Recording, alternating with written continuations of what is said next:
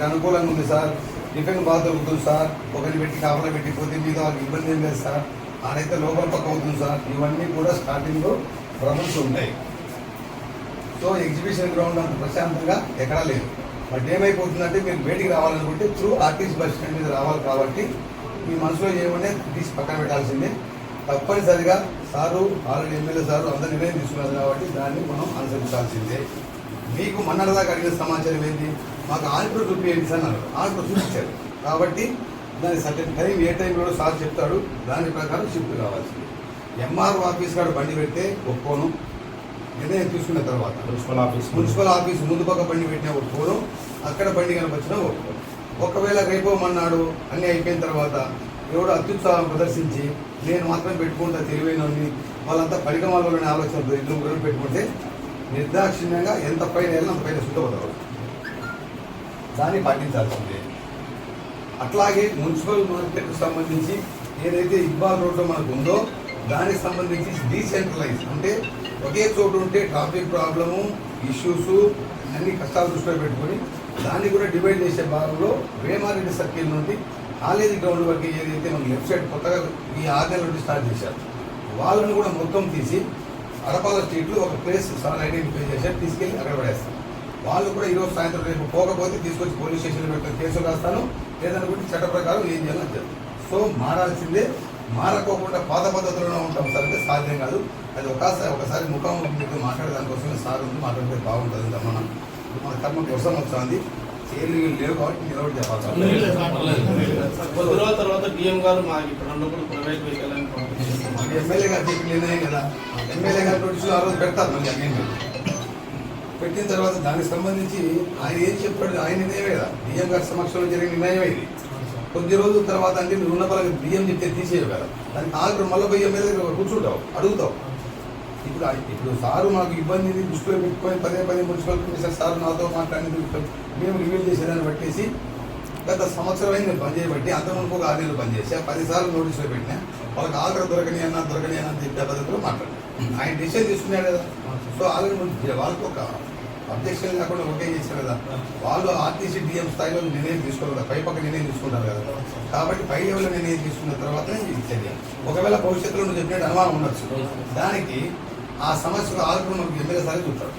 ఎందుకంటే ఆయనే చెప్పినాడు కాబట్టి ఆయనే చూడాలి. లేదు ఆ రోజు మళ్ళీ సమస్య వచ్చిందనుకో మళ్ళీ కొన్ని ఇబ్బందులు చూసిన మళ్ళీ అది ఏం జరుగుతుందో భవిష్యత్తు నేను ఇప్పుడే చెప్పలేను. ఎందుకంటే నిర్ణయం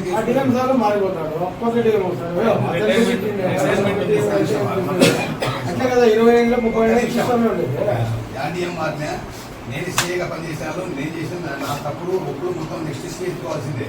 అంత సులభంగా డిఎం పో అంటే పోరు కదా. 50 మంది జరిగింది సార్ ఇక్కడే.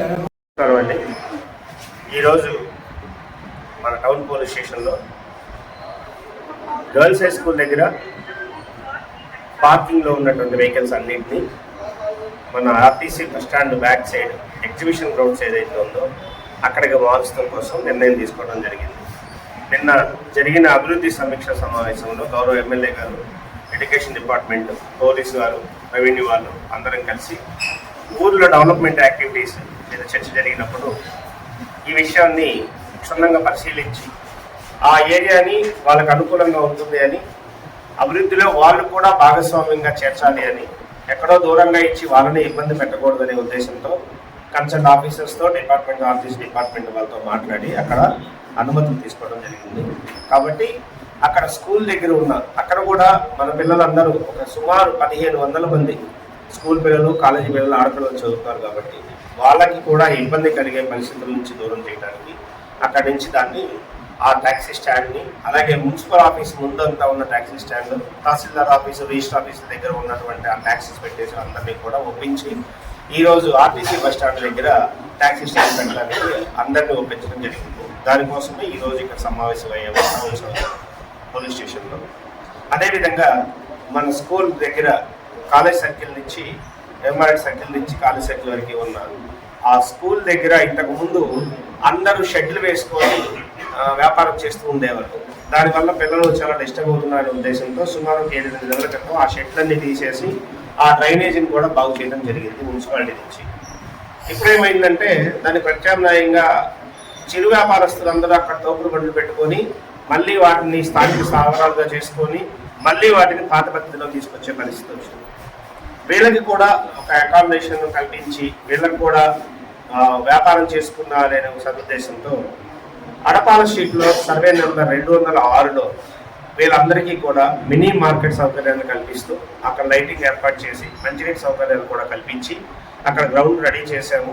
మంచినీటి సౌకర్యాన్ని కల్పించగానే 2-3 డేస్లో వీళ్ళందరినీ కూడా అక్కడ షిఫ్ట్ చేసి ఇక్కడ చిన్నపిల్లలకి చదువుకునే అవకాశాన్ని, ప్రశాంతంగా చదువుకునే అవకాశాన్ని ఆ స్కూల్ చుట్టుపక్కల ఆ గొడవలు అన్నీ లేకుండా చూసే బాధ్యత తీసుకుంటూ పోలీసు వాళ్ళు, రెవెన్యూ వాళ్ళు, మున్సిపాలిటీ వాళ్ళు వీళ్ళకి కూడా రోడ్డు మీద వదిలేయకుండా వాళ్ళని 206 సర్వే నెంబర్లో మినీ మార్కెట్ చేయాలనే ఉద్దేశంతో.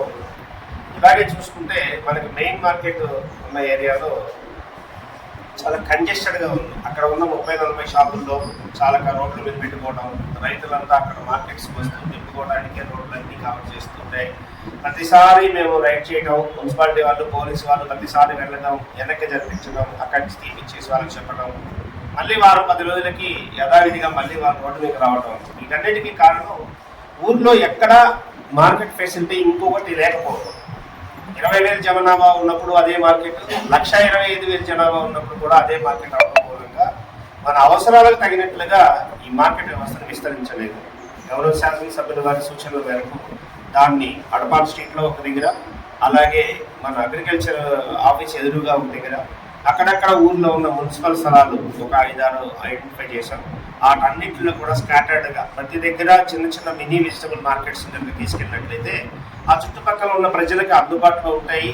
ఇక్కడ కూడా ఈ రద్దీ తగ్గుతుంది, ఎక్కువ మందికి అవకాశం అందుబాటులో తీసుకొచ్చినట్టు ఉంటుందని నిన్న నిర్ణయం తీసుకోవడం జరిగింది. దీంట్లో భాగంగా మొట్టమొదటగా ఈ కాలేజ్ సర్కిల్లో ఎవరైతే ఈ రోడ్ల మీద బండ్లు అన్ని పెట్టుకొని మినీ మార్కెట్ని తయారుపించేసి అక్కడ చదువుతున్న విద్యార్థులకి ఇబ్బందికరంగా తయారయ్యారు, వీళ్ళందరినీ అడపాల స్ట్రీట్కి షిఫ్ట్ చేస్తున్నాము.